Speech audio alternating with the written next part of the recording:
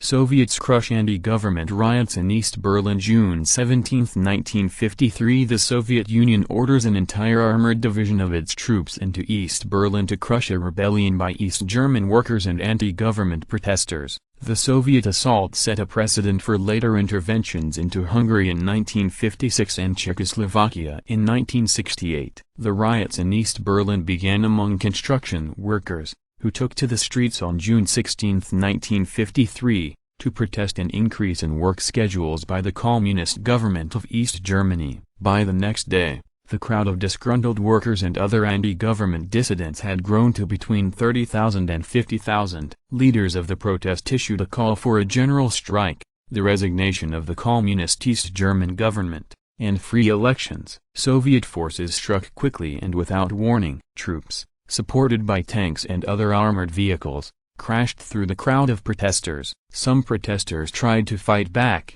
but most fled before the onslaught. Red Cross officials in West Berlin, where many of the wounded protesters fled, estimated the death toll at between 15 and 20, and the number of wounded at more than 100. The Soviet military commanders declared martial law, and by the evening of June 17, the protests had been shattered and relative calm was restored. In Washington, President Dwight D. Eisenhower declared that the brutal Soviet action contradicted Russian propaganda that the people of East Germany were happy with their communist government. He noted that the smashing of the protests was a good lesson on the meaning of communism. America's propaganda outlet in Europe, the Voice of America radio station, claimed, "Oh, the workers of East Berlin have already written a glorious page in post-war history. They have once and for all times exposed the fraudulent nature of communist regimes." These criticisms had little effect on the Soviet control of East Germany, which remained a communist stronghold until the government fell in 1989.